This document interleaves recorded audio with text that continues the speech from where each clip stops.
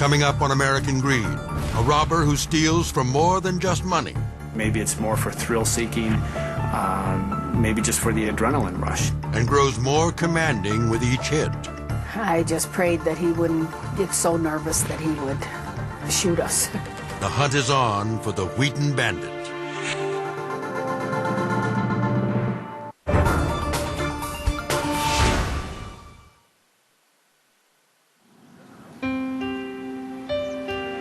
Wheaton, Illinois, an affluent western suburb of Chicago, that to the outside world appears to be as safe an apple pie as any suburb can be. It's considered a nice place to raise a family. But since 2002, one shadow hangs ominously over this city, a serial bank robber, armed and ready for a fight, who has hit 16 times and is still walking the streets.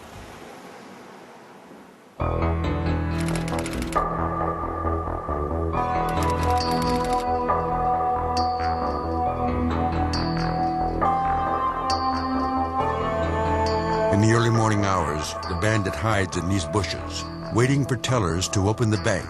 As the employees stand at the door, the bandit strikes, gun in hand.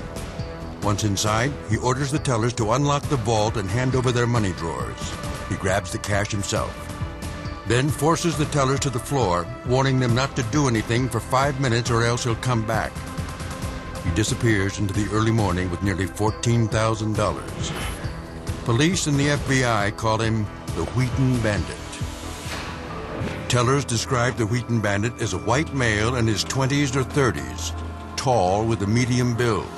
He's dressed in a coat, jeans, gym shoes, gloves, and a mask. The Wheaton Bandit robber, the tactical hood that he wears, is not a typical ski mask that we see a lot in bank robberies. It's considered a balaclava, which is a tactical hood. You often see it used by undercover drug agents, SWAT operators, and military personnel. One of the things that does stand out in most of these robberies is that most of the tellers have said he does have very striking blue eyes. The eyes behind the mask are one of the few clues police have. One of the things that he's done early on was try to rob banks in inclement weather. I mean, it gives him a good excuse to cover up his face and cover up his head.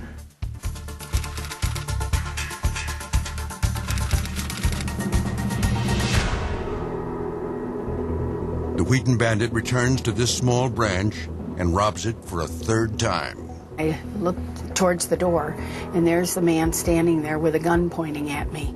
Janet England has been a teller for 17 years. Today is the first time she's come face to face with a robber or a gun. I could not look at this man. I was too scared to look up at him. And he said, "I know you have more money." And I said, I have no more money, and I put my hands like this. I would not look at him. I just prayed that he wouldn't get so nervous that he would shoot us.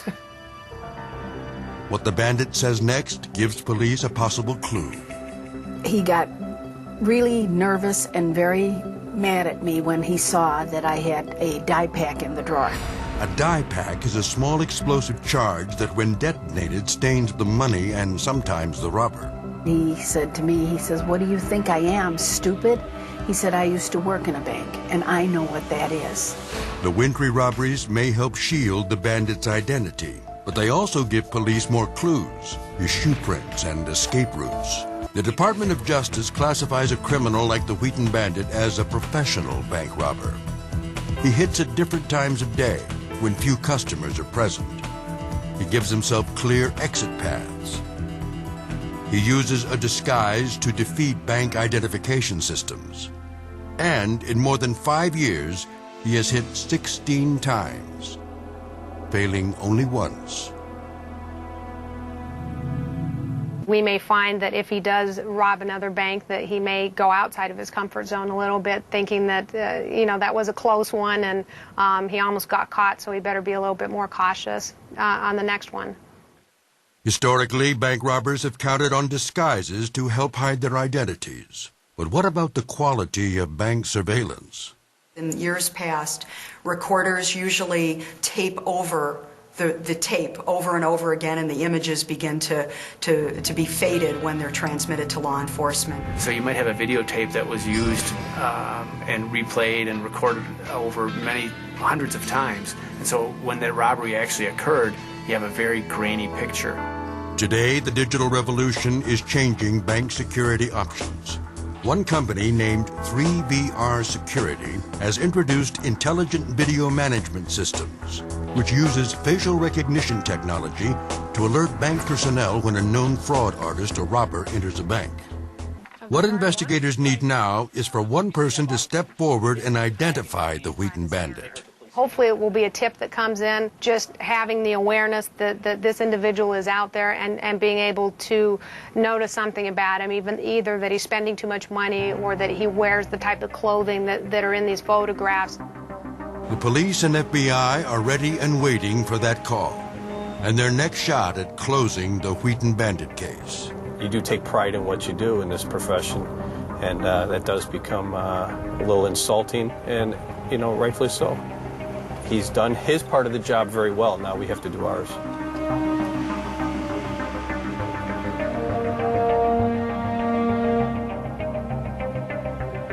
If you have information about the Wheaton bandit robberies, please call the Chicago FBI at 312-421-6700.